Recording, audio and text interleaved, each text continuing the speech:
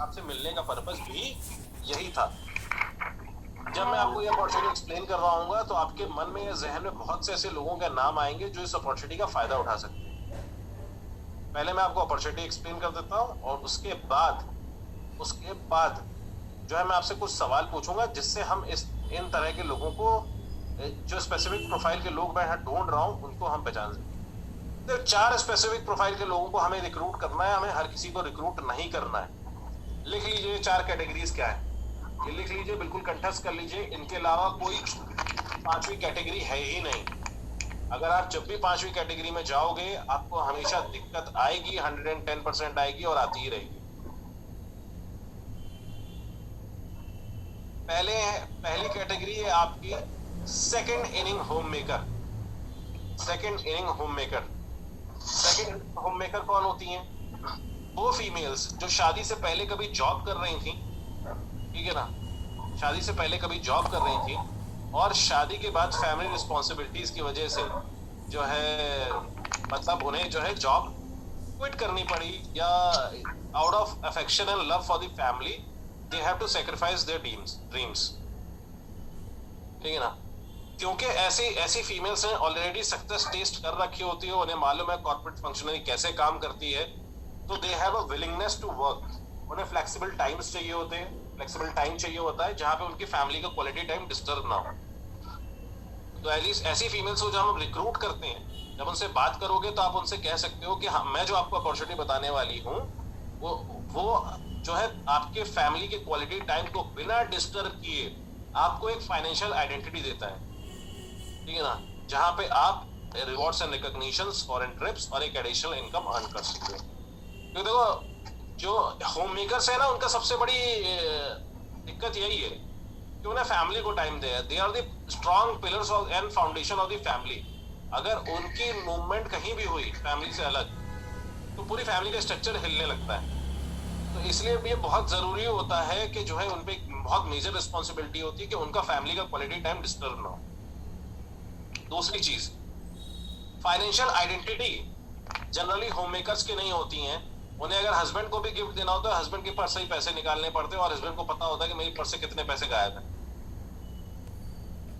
ठीक है, ऐसा होता है कि जो है हस्बैंड को पता होता है कि भाई साहब मेरी जब से 10,000 रुपए गायब है, मतलब मुझे 10,000 का गिफ्ट मिलने वाला है, और मान लो मिला 5,000 का, तो हस्बैंड को ये भी समझ में आता है 5,000 कहाँ गए। ठीक है ना, तो फाइनेंशियल आइडेंटिटी नहीं होती है। इस वजह से जो है मतलब किसी को भी पैसे मांगना अच्छा नहीं लगता, लेकिन हाँ फिर भी एक हक से कभी बार मांग लेते हैं। लेकिन अगर फाइनेंशियल आइडेंटिटी बनी होती है that is a plus point. ये लाइंस को कह के आप होम मेकर्स को जो है रिक्रूट कर सकते हो, और ये ध्यान से समझिएगा, ध्यान से समझिएगा। Home makers well and good, आप होम मेकर्स नॉर्मल जो पहले जॉब नहीं किया उनको भी रिक्रूट कर सकते हो, लेकिन ये देख लीजिएगा कि उनकी सोशल अवेयरनेस कैसा है, सोशली वो एक्टिव है या नहीं है। अगर कोई ऐसी फीमेल है जिसने पहले जॉब नहीं की है लेकिन किटी पार्टीज और लोकल लेवल के आस पड़ोस के फंक्शन में अगर बहुत अच्छा एक्टिवली पार्टिसिपेट करती हैं, उनको भी आप रिक्रूट कर सकते हो। ठीक है ना, तो ये दैट मीन्स अब lady who has a learning curve, उसको आप रिक्रूट कर सकते हो। Next is VRS, voluntary retired services. RS आते हैं, या स्लैश में लिख के रिटायर्ड लिख लीजिए। ठीक है ना, स्लैश में रिटायर्ड लिख लीजिए। ऐसे लोगों को भी आप रिक्रूट कर सकते हैं क्योंकि उनके पास एम्पल टाइम होता है। ऐसे पर्सन जिसने 30-35 साल जम के नौकरी की होती है ना, उसे आदत होती है सुबह तैयार होने की। ठीक है ना, तो ऐसे लोग रिटायर्ड तो होते हैं लेकिन टायर्ड नहीं होते। रिटायर्ड तो होते हैं लेकिन टायर्ड नहीं होते हैं। ठीक है, उनको एक वो डिसिप्लिन वाली जो आदत होती है ना, हमेशा से लगी होती है। कहीं पे 30-35 साल अगर 25 साल काम किया है तो उनका एक आदत होती है कि भाई साहब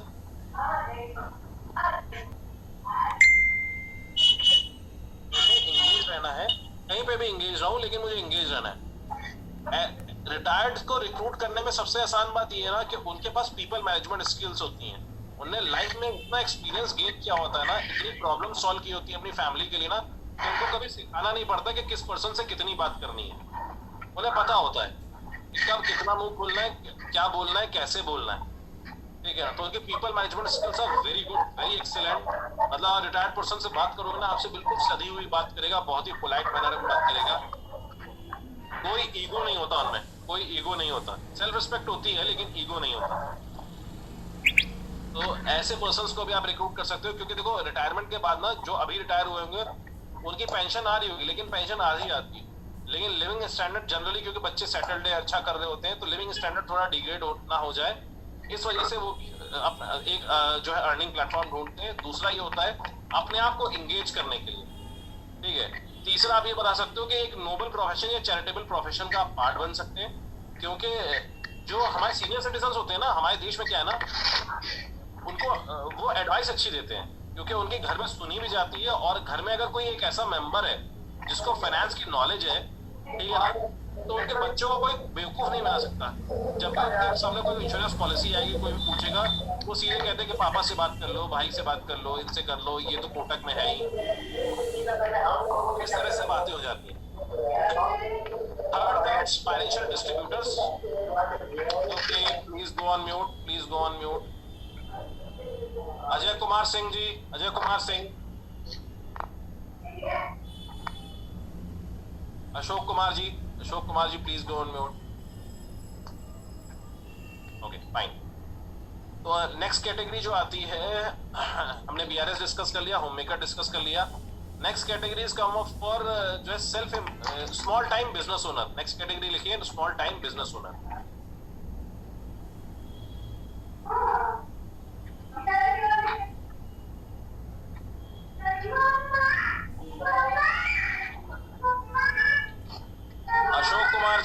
Ashok Kumar ji please go on mute. Ashok Kumar ji please go on mute. Ashok Kumar ji please go on mute. Okay fine.